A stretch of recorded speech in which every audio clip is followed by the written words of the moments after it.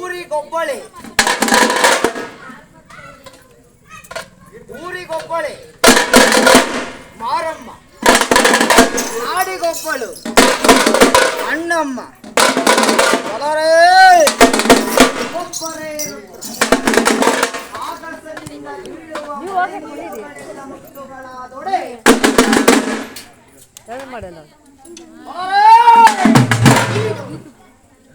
ಆಗಸದಿಂದ ಬೀಳುವ ಮಳೆ ನೀರುಗಳೆಲ್ಲ ಮುತ್ತುಗಳಾದೊಡೆ ಸಪ್ತೇಳು ಸಾಗರಗಳಿಗೆ ನೀರೆಲ್ಲಿ ಹೋದಯ್ಯ. ಈ ಧರೆಯ ಮೇಲೆ ಉದಯಿಸಿದಂತ ಮನುಷ್ಯರೆಲ್ಲ ನೆಚ್ಚನೆಯ ಜ್ಞಾನಿಗಳಾದೊಡೆ ಮುಂದಿನ ಭವಜಬಲ್ಲಿಗೆ ಬೀಜದಲ್ಲಿ ಹೋದಯ್ಯ. ಆದ ಕಾರಣ ಸಾವಿರಕ್ಕೊಬ್ಬನೇ ಭಕ್ತ, ಲಕ್ಷಕ್ಕೊಬ್ಬನೇ ಯೋಗಿ, ಕೋಟಿಗೊಬ್ಬನೇ ಶರಣ. ಶರಣನಾದೊಳೆ ಚಿಜ್ಯೋತಿ ಚನ್ನ ಬಸವೇಶ್ವರರಂತಾಗು. ಶರಣಿಯಾದೊಡೆ ಹೊಕ್ಕ ಮಹಾದೇವಿಯಂತಾಗು, ಅಕ್ಕ ನಾಗಲಾಂಬಿಕೆಯಂತಾಗು, ಶಿವಯೋಗಿ ಸಿದ್ದರಾಮನಂತಾಗು. ಒಲರೇ ರುದ್ರ ಹೈವಗಳ ಯಾರಾಗಬಲ್ಲಿರಯ್ಯ. ಗೆಲ್ಲುವ ತೋಟವ ಮಾಡು, ಮನವ ಗುದ್ದಲಿಯನ್ನಾಗಿ ಮಾಡಿ, ಬೀಜವನ ಬಿತ್ತಿದೊಡೆ ಭಕ್ತಿ ಎಂಬ ರಸವಯ್ಯ. ಭಕ್ತಿ ಎಂಬ ರಸದ ಉದನವನ ಉಣಬಡಿಸಲೋಸಕವಾಗಿ ಯಾವ ಜಗನ್ಮಾತ್ರೆಗೆ ಆದಿ ಶಕ್ತಿ ಸ್ವರೂಪಿಣಿಯಾದಂತಹ ಸರಸ್ವತಿಯಾಗಿ, ಲಕ್ಷ್ಮಿಯಾಗಿ, ದುರ್ಗಾ ಪರಮೇಶ್ವರಿಯಾಗಿ, ಕಾಳಿಯಾಗಿ, ಚೌಡೇಶ್ವರಿಯಾಗಿ ನಿಂತು ನೆಲೆಗೊಂಡಿದ್ದಾಳೆ.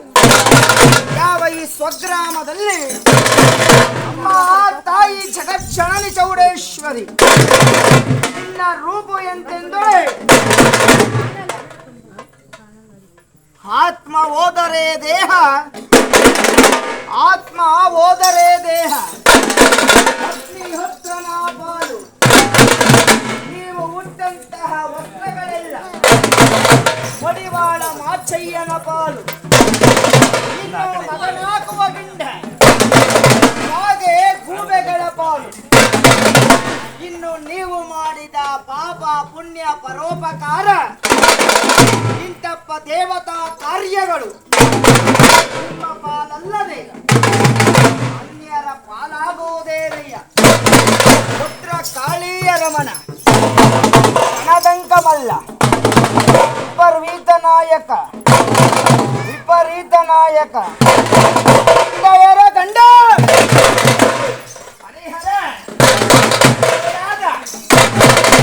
ದಕ್ಷ ಬ್ರಹ್ಮನ ಶಿರವಮ್ಮರಿದು ಹರಿದ ತಲೆಗೆ ಕುರಿ ತಲೆಯನ್ನಿಟ್ಟ ದೊರೆಯೇ ನಿನಗ್ಯಾರು ಸರಿ ಸರಿ ಸರಿ ಎಂದವರ ಕಣ್ಣ ಮುರಿಯುತ್ತ ಆದ್ಯ ವೈಭವಗಳಲ್ಲಿ ಒಂದು ತಾಯಿ ಜಗನ್ಮಾತೆ ಪಾರ್ವತಿ ರೂಪಳಾಗಿ, ಆ ಪಾರ್ವತಿ ಶಾಪಗ್ರಸ್ತಳಾಗಿ, ಕೊಲ್ಲಾಪುರದ ಮಾಯೆಯಾಗಿ